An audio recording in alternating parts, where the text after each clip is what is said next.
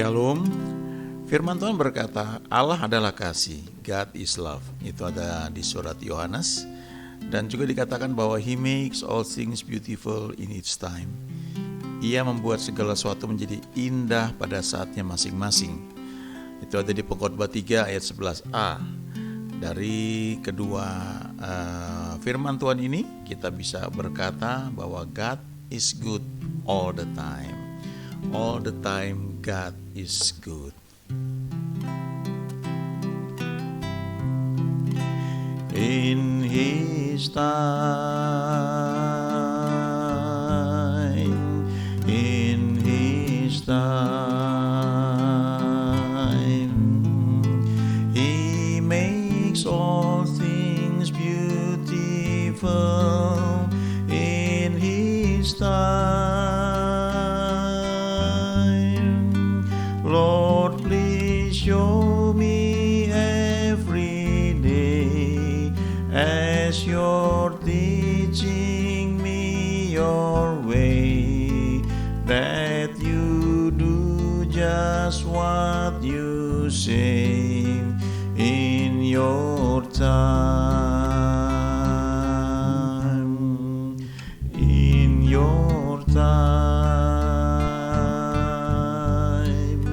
in Your time. You make all things beautiful in Your time. Lord, my life to You I bring.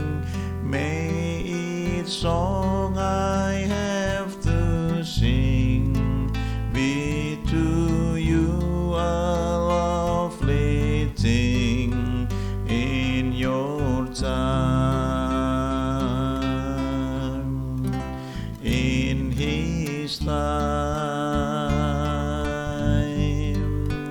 in His time.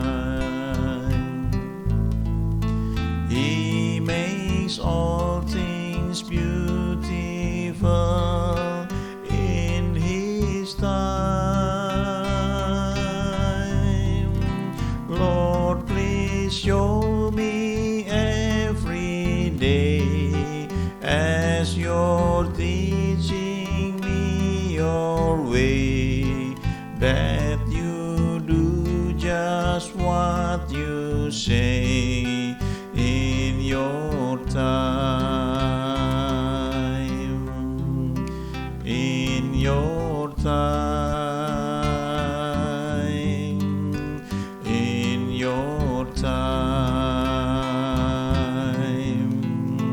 You make all things beautiful in Your time. Lord, my life to You I bring. May each song I have to sing be to You a lovely thing in Your time. Lord, my life to You I bring. May each song I have to sing be to You a lovely thing in Your time. Be to You a lovely thing in Your time.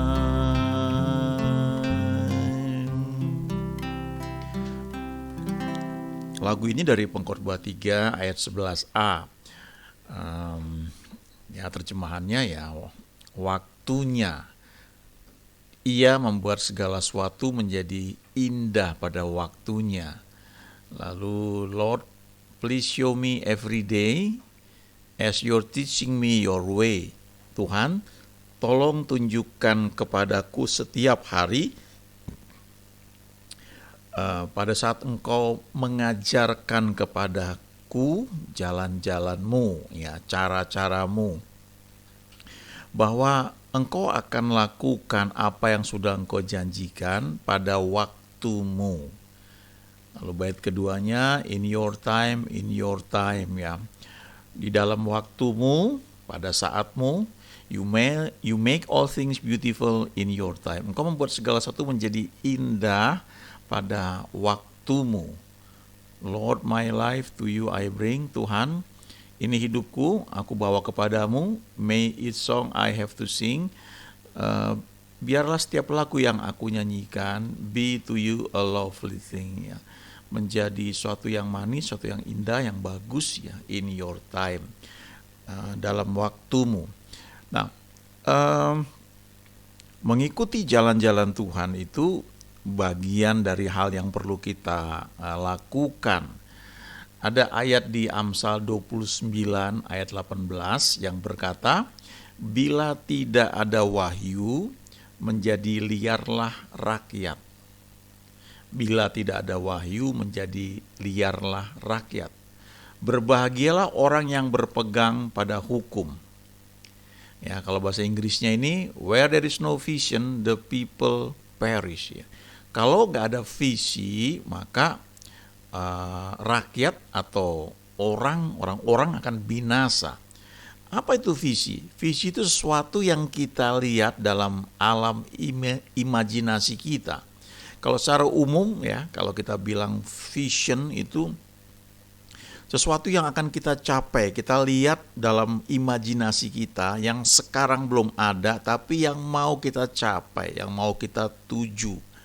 Setiap organisasi, ya, entah itu perusahaan atau yayasan atau gereja, ya, biasanya mereka akan punya visi, sesuatu yang mereka lihat yang menjadi tujuan dari organisasi itu dibentuk, ya. Ada sampai sekarang masih ada, ya, satu pelayanan yang punya slogan dalam bentuk punya visi dalam bentuk slogan, ya. To know Christ and to make him known, ya. To know Christ, untuk mengenal Kristus, and to make him known, ya, dan untuk membuat dia dikenal oleh orang lain. Jadi visinya itu, ya. Ada perusahaan yang lain mempunyai visi juga membantu mewujudkan kehidupan yang lebih baik. Nah, itu visi. Nah, satu perusahaan perlu punya visi, ya, organisasi juga perlu punya visi. Lalu untuk mencapai visi itu ada misi yang dibangun, ya, di breakdown, ya, dalam bentuk ringkas apa yang dijalankan untuk mencapai visi tersebut. Nanti akan dipecah-pecah lagi, ya, menjadi goals, ya, menjadi sasaran-sasaran jangka panjang, jangka menengah, jangka pendek, lalu strateginya seperti apa. Tapi kalau kita baca di Alkitab, di Amsal 29 ayat 18 ini, ada satu terjemahan yang mengatakan, where there is no redemptive revelation, pewahyuan yang memerdekakan, melepaskan, ya. Perlu wahyu, perlu penyingkapan, apa istilahnya, ya, perlu wahyu, ya, sesuatu yang Tuhan berikan kepada kita, ya.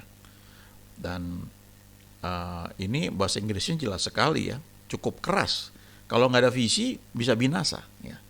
Hidup tanpa tujuan itu, ya, nggak jelas kemana-mana, ya. Nah, lalu dikatakan berbahagialah orang yang berpegang pada hukum, ya. Jadi artinya perlu visi. Lalu untuk mencapai visi itu kita perlu tahu, ya, tatanan hukum, jalan-jalan yang perlu ditempuh, yang mana boleh, yang mana enggak, ya. Kita perlu berpegang pada laws, ya, pada hukum yang berlaku, dan kita akan bisa mencapai visi yang kita lihat itu. Nah, dalam kehidupan pribadi, kalau kita terjemahkan, ya, vision atau visi itu atau pewahyuan itu sesuatu yang Tuhan sampaikan kepada kita, rencananya buat kita, ya. Dan kalau kita dapatkan itu untuk mencapai visi atau vision itu, dibutuhkan provision, ya. Provision itu penyediaan atau provisi, ada yang mengatakan seperti itu. Nah, kalau kita dapatkan visionnya, tuntunan dari Tuhan buat kita atau buat pelayanan di mana kita terlibat atau kita menjadi leader dari pelayanan tersebut atau kita menjadi leader dalam satu yayasan, ya, atau leader dari satu perusahaan, ya, maka kalau kita sudah dapatkan visionnya, maka free provisionnya itu pasti ada. Tentu kita perlu berdoa lagi, ya. Makanya dikatakan berbahagialah orang yang berpegang pada hukum. Ada aturan-aturannya. Bagaimana bisa memperoleh provisionnya itu? Ya. Tentu kalau kita bicara konteks ini, konteks Alkitab, ya tentu berdoa, bertanya pada Tuhan. Tapi yang pertama adalah get the vision first. Ya. Dapatkan dulu visinya apa. Apa yang Tuhan mau dalam hidup kita. Ya. Kadang-kadang itu kalau sesuatu yang Tuhan tanamkan buat kita, bahkan sebelum kita lahir, ya, maka bersama dengan waktu itu akan ada terus. Walaupun kita sibuk kemana-mana, banyak kegiatan, dan kadang-kadang kita melakukan tindakan atau melakukan pekerjaan karena tekanan kebutuhan, tekanan keadaan, tekanan tanggung jawab, ya. Mungkin kita melakukan pekerjaan yang mungkin bukan berhubungan langsung dengan vision atau rencana yang Tuhan berikan buat kita, ya. Tapi kalau memang itu rencana Tuhan, vision itu akan ada terus, ya, di benak kita. Dia akan muncul terus. Bisa berbeda-beda, ya. Ada orang yang suka main musik. Saya punya teman yang suka nyanyi, ya.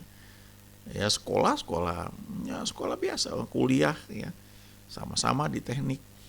Tapi kalau di kamar mandi, kalau dia sudah nyanyi, ya kita nggak perlu setel tape lagi. Di zaman dulu masih tape kaset, ya. Ya suaranya bagus dan kita sangat diberkati, ya. Ya, dia bekerja, ya, lulus bekerja karena ya tentu perlu lah, ya, untuk kehidupan dan sebagainya. Tapi panggilan Tuhan dalam hidupnya sebagai seorang hamba Tuhan yang menciptakan banyak lagu dan kemudian juga memimpin pujian penyembahan itu tetap ada. Sampai satu ketika akhirnya dia mengambil keputusan untuk keluar dari pekerjaannya dan mengejar visi yang Tuhan berikan. Ya, tidak selalu kelihatan mudah, ya. Ada masa-masa sulit tapi bisa dilalui. Karena prinsipnya kalau kita dapatkan visionnya, provisionnya, Tuhan akan kirimkan. Tuhan akan kirimkan orang-orang yang membantu menjadi bagian dari penggenapan visi tersebut. Tuhan akan kirimkan semua yang dibutuhkan, ya. Tapi untuk mencapai hal itu kita perlu tahu juga hukum-hukumnya apa. Ya, sebagai contoh begini, ya.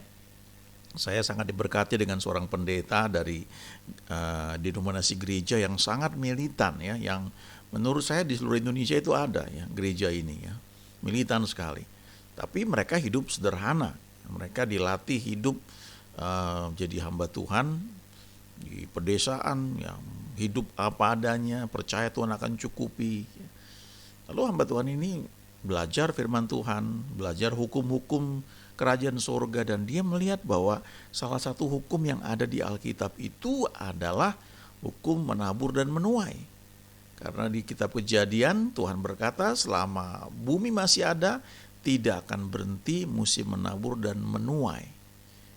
Lalu dia mulai melihat firman Tuhan di 2 Korintus 9 ayat 6, ayat 7, ayat 8, 9, 10, 11 dan seterusnya. Paulus berkata, camkanlah ini, orang yang menabur sedikit akan menuai sedikit juga. Orang yang menabur banyak akan menuai banyak juga. Lalu dia belajar juga bahwa Tuhan yang menyediakan benih untuk ditabur dan roti untuk dimakan. Itu konteksnya bicara soal pemberian uang ke dalam pelayanan. Tapi Paulus bilang itu adalah benih yang ditabur. Dan kalau kamu menabur dalam tuntunan Tuhan, kamu akan menuai. Kalau taburnya sedikit, tuainya sedikit. Kalau taburnya banyak, tuainya juga akan banyak. Jadi itu salah satu law. Nah, hamba Tuhan ini punya visi untuk membangun pelayanannya lebih besar lagi, membangun sekolah Alkitab, lalu dia ikutin law yang dia tahu, hukum-hukum yang dia tahu, dan akhirnya gerejanya, pelayanannya berkembang besar sekali. Dia jadi berkat bagi banyak orang, dan dia bangun juga sekolah Alkitab. Dan karena dia menerapkan hukum menabur dan menuai ini, orang yang memberkati dia itu dari mana-mana, termasuk dari gereja-gereja di luar denominasi dia. Kenapa bisa begitu? Karena dia dapatkan visinya, ya, maka untuk bisa penggenapan visi itu diperlukan provisi, ya, provision, diperlukan dana, diperlukan banyak hal, dan dia ikutin hukum-hukum yang ada di firman Tuhan, dan akhirnya visi tersebut tergenapi, ya. Ya, menurut saya dia salah seorang yang betul-betul dikatakan mencapai garis akhir, karena semua yang Tuhan percayakan itu selesai, ya, dia kerjakan. Ada ayat lain yang menarik, ya, di Filipi 4 ayat 13, ya. Ini yang tulis Paulus.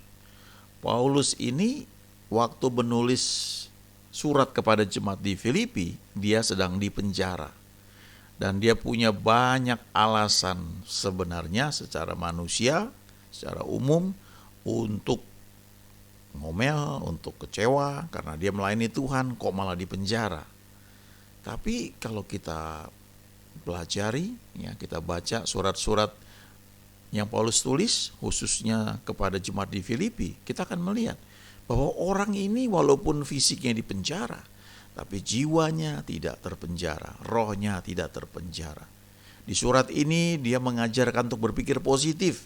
Filipi 4 ayat 4. Ya, semua yang baik, yang mulia, yang sedap didengar, pikirkanlah semuanya itu. Di kitab ini juga Filipi 4 ayat 13 dikatakan di sini, segala perkara dapat kutanggung di dalam Dia yang memberi kekuatan kepadaku. Padahal dia sedang di penjara. Ya, dia bisa bilang bahwa segala perkara dapat kutanggung di dalam Dia yang memberi kekuatan kepadaku. I can do all things through Christ who strengthens me. Ya. Dia juga walaupun di penjara, dia tahu dia masih ada tugas yang perlu diselesaikan. Dia sudah melihat itu. Ya, Tuhan nyatakan dalam bentuk visi yang memang dia nggak sebut di sini, tapi bagaimana dia bisa punya keyakinan yang begitu kuat, karena Tuhan pasti kasih tahu sama dia dalam persekutuan pribadi dia. Dia bisa lihat itu bahwa masih ada tugas yang harus diselesaikan. Jadi dia bisa berkata, I can do all things, ya, walaupun sedang di penjara, I can do all things through Christ who strengthens me. Itu terjemahan bahasa Inggrisnya, ya, mengatakan demikian. Aku dapat melakukan segala perkara melalui Kristus yang menguatkan aku, ya. Kalau kita baca di Filipi ini, ya, dari Filipi 1 misalnya, disinilah dia berkata satu ayat yang mungkin dikutip banyak orang, ya. Karena bagiku hidup adalah Kristus dan mati adalah keuntungan. Dan dia bilang, aku didesak dari dua pihak. Aku ingin pergi dan diam bersama-sama dengan Kristus. Itu memang jauh lebih baik, tapi lebih perlu untuk tinggal di dunia ini karena kamu. Nah, itu satu bentuk visi yang dia lihat. Saya masih perlu untuk mengunjungi kamu, untuk melayani kamu. Ini lebih perlu, ya. Lalu dia bilang di Filipi 1 ayat 25, dalam keyakinan ini tahulah aku akan tinggal dan akan bersama-sama lagi dengan kamu sekalian, supaya kamu makin maju dan bersukacita dalam iman. Walaupun saat itu dia sedang di penjara. Bagaimana dia bisa punya keyakinan yang kokoh seperti itu? Ya, dia tahu visi yang Tuhan berikan, gereja, pelayanan yang perlu dia bangun, dia bangkitkan. Makanya di Filipi 4 ayat 13 ini, walaupun sedang di penjara, dia bilang bahwa I can do all things through Christ who strengthens me. Terjemahan lain mengatakan, Christ gives me the strength to face anything. Kristus memberikan aku kekuatan untuk menghadapi apa saja.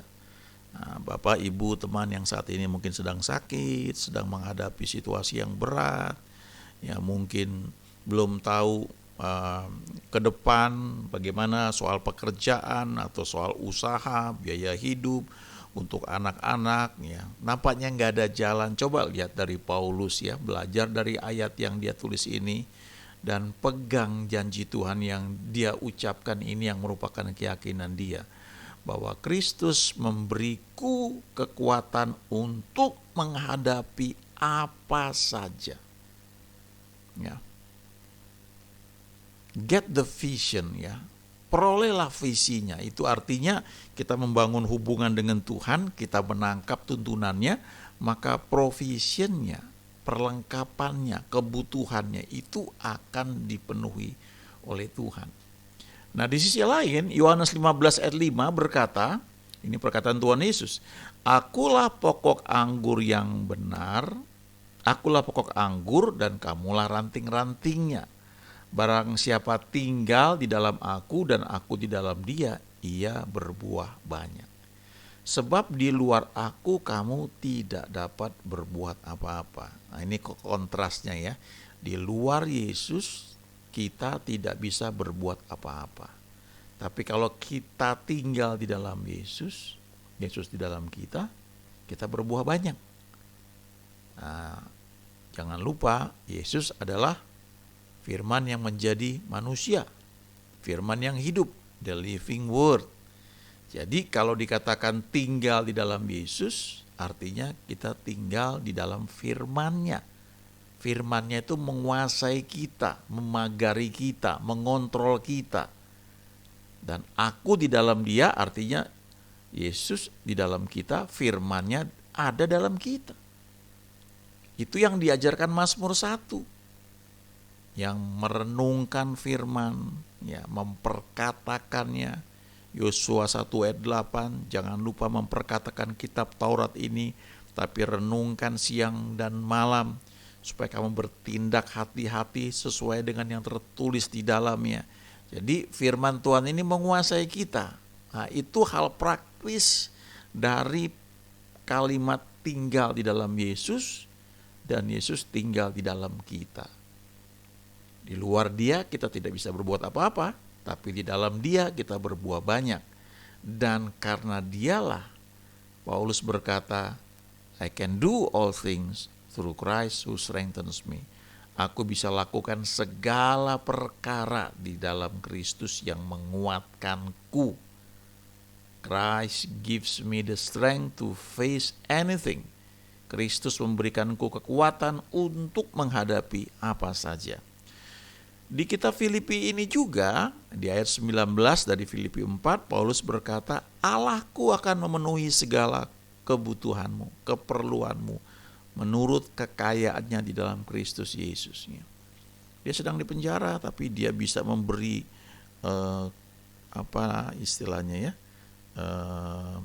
kekuatan, ya, atau encouragement kepada jemaat yang dia layani, jemaat di Filipi. Saya pernah coba menggarisbawahi, ya, highlight pakai stabilo di Alkitab ketika Paulus berkata bersukacitalah senantiasa. Sekali lagi aku katakan bersukacitalah. Lalu saya hitung bahasa Inggrisnya kan tuh joy, ya, kalau sukacita. Rejoice, bersukacitalah. Saya stabilo semua dari pasal 1 sampai terakhir, ya, di kitab Filipi itu. Berapa kali Paulus berkata bersukacitalah, ya. Banyak sekali, ya. Saya lupa persisnya berapa, tapi banyak sekali. Kontras sekali dengan keadaan dia yang sedang dipenjara, ya. Bahkan dia bisa berkata salam kepada jemaat di Filipi, ya, dari istana kaisar, ya. Jadi ada hamba Tuhan yang menceritakan begini, ya, Paulus itu dipenjara, ya, dan zaman itu ketika dipenjara, ya, diperkirakan kemungkinan besar Paulus itu dirantai, ya, kaki dan tangannya, dirantainya tuh dengan prajurit penjaga di samping kiri dia dan di samping kanan dia, supaya Paulus nggak bisa lari karena ada penjaga yang menjaganya begitu rupa, sehingga penjaga itu dirantai, ya, tangannya dengan tangan Paulus disatukan di kiri dan di kanan. Lalu hamba Tuhan ini khotbah bilang begini, ya. Wah, begitu Paulus lihat ini, wah ini ada 2 orang jiwa baru ini, ya, nggak bisa lari kemana-mana, ya, harus jaga saya dan saya dilatih dengan dia. Ini kesempatan untuk saya memperkenalkan Kristus, ya. Jadi dia rubah mindsetnya, dilihat wah ini jemaat baru dan dia layani. Dia bilang, kamu tahu nggak kenapa saya di penjara? Kamu tahu nggak kenapa saya mengalami ini? Ini karena saya memberitakan Injil Kristus. Dan kenapa saya berubah, saya bertemu dengan Yesus, itu mengubah hidup saya dan sebagainya. Mungkin 2 penjaga ini diam saja, ya. Tapi setelah sekian jam ganti penjaga lain, ya, penjaga yang sudah selesai tugasnya itu pergi, digantikan 2 orang yang lain. Dan Paulus bilang, halo, ya, jemaat baru. Dia mulai cerita lagi hal yang sama, ya. Akhirnya setelah sekian lama tersebar, dan orang-orang yang bertemu dengan dia, termasuk para penjaga itu, akhirnya kenal Yesus. Dan akhirnya kalau kita baca, ya, Paulus berkata, salam, ya, dari jemaat yang ada di istana Kaisar. Bayangkan, ya, ini orang yang punya visi, ya. Dia tahu Tuhan panggil dia untuk memberitakan kabar baik. Bahkan di salah satu bagian di Kisah Rasul diceritakan bahwa Paulus, engkau harus menghadap Kaisar. Dan akhirnya ketika dia sampai di sana, salah satu akibatnya adalah ada pelayanan di istana Kaisar. Ya, Filipi 4 ayat 22, Paulus bilang, salam kepadamu dari segala orang kudus, khususnya dari mereka yang di istana Kaisar. Bapak, Ibu, ya, teman-teman dimanapun berada, sangat penting kita membangun hubungan dengan Tuhan. Kita mendapatkan visi, sesuatu yang Tuhan berikan buat kita dalam imajinasi kita. Mungkin itu visi jangka panjang, visi yang besar, jauh di depan kita. Tapi untuk mencapainya ada rangkaian visi-visi jangka pendek yang Tuhan berikan. Ya, step by step. Kita pelajari, kita ikuti. Ya. Kalau Tuhan berikan visi itu, maka provisinya akan Dia berikan.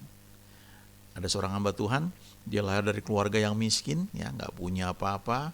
Dari dunia ketiga, di keluarga besar, dan di rumahnya juga, kalau nggak salah juga entah dikasih ubin enggak, tapi dia ceritakan bahwa tempat tidurnya cuma 1 atau 2, ya, dan dia harus tidur di bagian lain. Tapi suatu ketika dia mendapatkan pengertian, ya, bahwa Tuhan akan pakai dia menjadi alatnya. Ya, dia dapatkan visinya, dan dia bilang begini, waktu saya dapat visi itu, saya tahu pasti uangnya pasti ada. Tidak harus dari orang tua saya, tidak harus dari saya, tapi yang pasti dari Tuhan. Dan Dia bisa pakai siapa saja supaya visi yang saya lihat itu, yang Dia berikan itu bisa terjadi. Ya. Itu sebabnya kita perlu membangun hubungan kita dengan Tuhan setiap saat. Ya, seperti lagu yang tadi saya nyanyikan, ya. Ia membuat segala sesuatu menjadi indah pada waktunya, pada waktu Tuhan, pada saatnya masing-masing. Dia akan nyatakan itu, dan itu akan menjadi indah. Yang perlu kita lakukan, kita doakan senantiasa seperti kata-kata dalam lagu tersebut.